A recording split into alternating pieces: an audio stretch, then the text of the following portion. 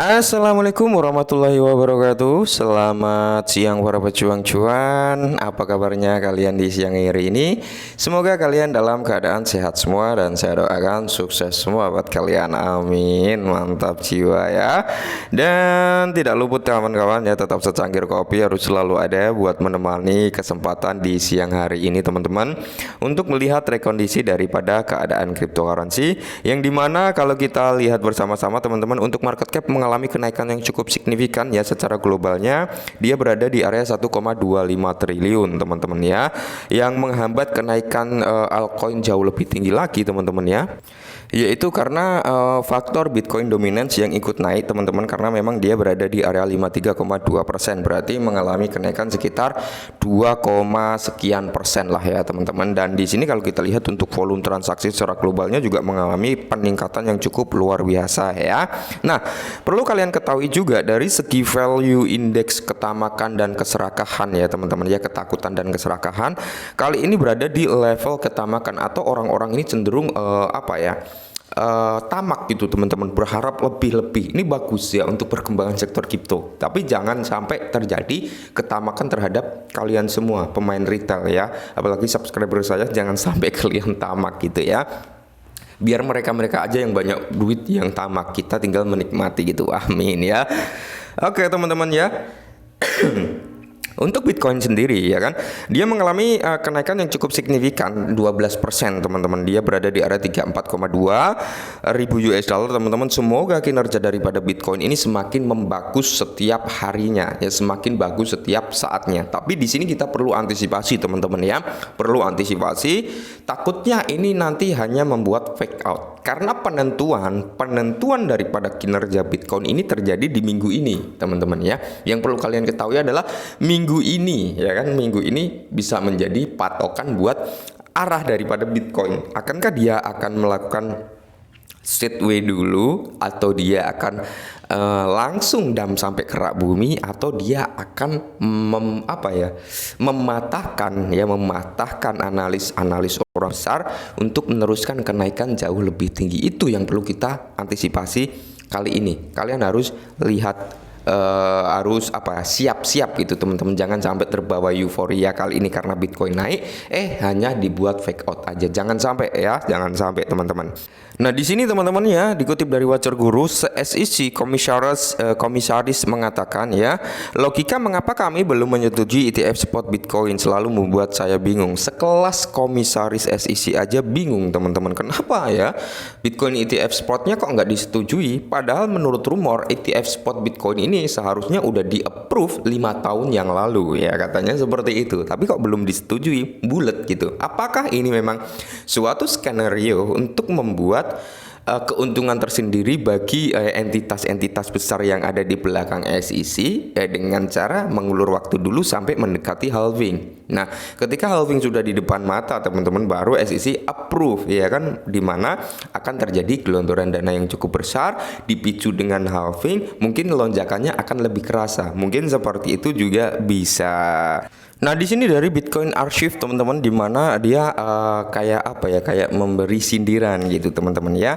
Bitcoin baru saja mencapai harga tertinggi dalam 510 hari, masih menunggu 10.000 kan? Iya kan. Nah jadi kalau kita lihat memang banyak sekali ya, waktu Bitcoin turun ya, Bitcoin bakal menyentuh ke level 10.000, bahkan ada yang bilang Bitcoin bakal ke 3.000 gitu ya kan. Nah tapi kalau kita lihat memang masa bearish Bitcoin ini bearish terpanjang sepanjang masanya ya, karena dia 150 day teman-teman ya.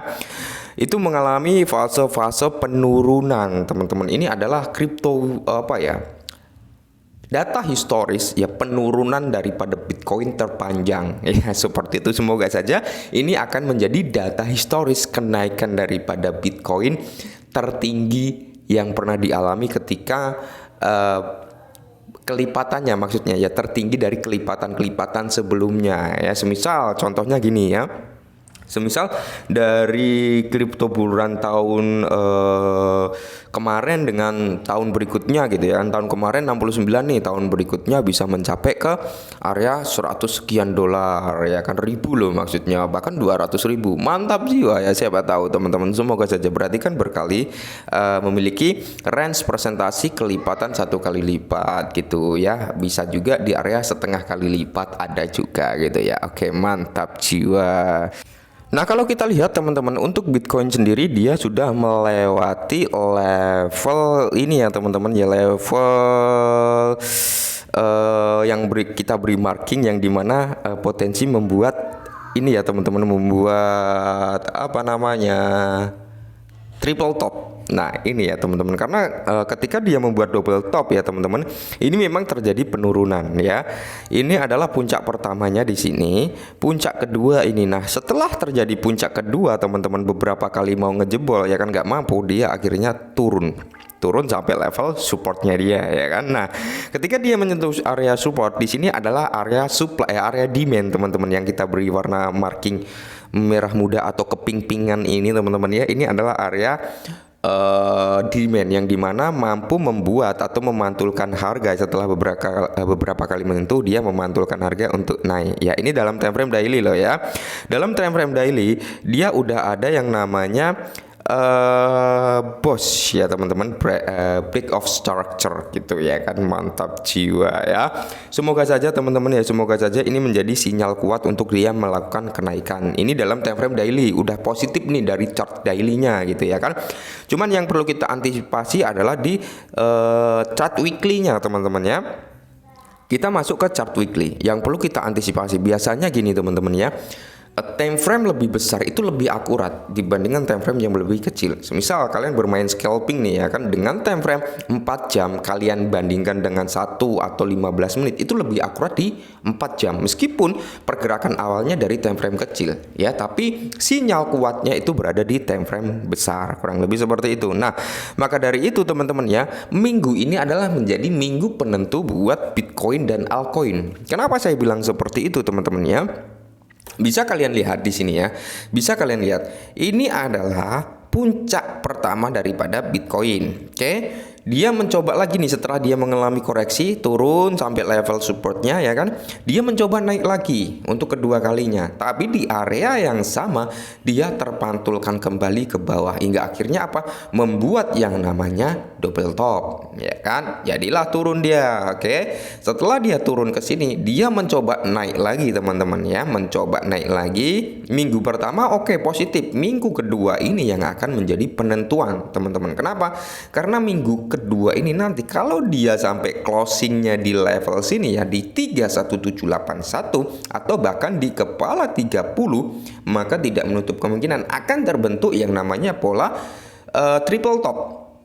Oke, pola triple top ini terbentuk ketika ada kenaikan setelah menyentuh di level resistennya teman-teman, dia akan mengalami penurunan kembali. Bahkan ketika terjadi triple top ini teman-teman, penurunannya akan jauh lebih dahsyat lagi dibandingkan double top ya kan, seperti itulah ya. Ini yang perlu kita antisipasi adalah kita melihat dari kinerja satu candle di minggu ini teman-teman.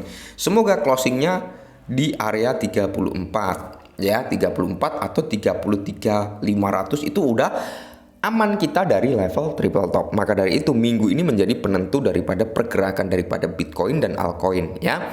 Jadi kalian jangan senang dulu dengan kenaikan Bitcoin saat ini seperti ini teman-teman ya. Takutnya nanti hanya kita di prank aja, takutnya kita hanya dikasih seneng biar kita masuk bandar taking profit, akhirnya apa? Turun kembali. Kita lihat candle ini nanti, satu candle ini teman-teman di weekly, semoga saja dia nggak membuat yang namanya triple top. Karena apa? Karena ketika dia memiliki membuat pola triple top, maka ini adalah range yang akan dituju 20.500-an sampai di level 19.500-an. Itu adalah area yang mungkin akan dicapai Bitcoin ketika dia membuat triple top. Gitu ya kan. Nah, kan itu hanya shadow, Bang. Iya benar. Kalau kita lihat dari time frame weekly, time frame besarnya, ini hanya shadow. Cuman shadow ini teman-teman bisa kalian lihat sendiri ya. Dia di area sini ya, di area resisten ya kan, dan yang di bawahnya ini adalah area support. Nah ini bisa menjadi acuan buat kita mungkin sampai di level ini. Nah, jadi buat teman-teman semua, maka dari itu saya sarankan ketika kali ini kalian sudah dapat cuan, udah profit, jangan lupa taking profit dulu. Ya jangan 100%, ya semisal kalian punya Ethereum nih ya kan, dan harganya udah naik nih lumayan nih, kita udah cuan nih, kita ambil dulu tuh 20%-nya atau 30%-nya ya.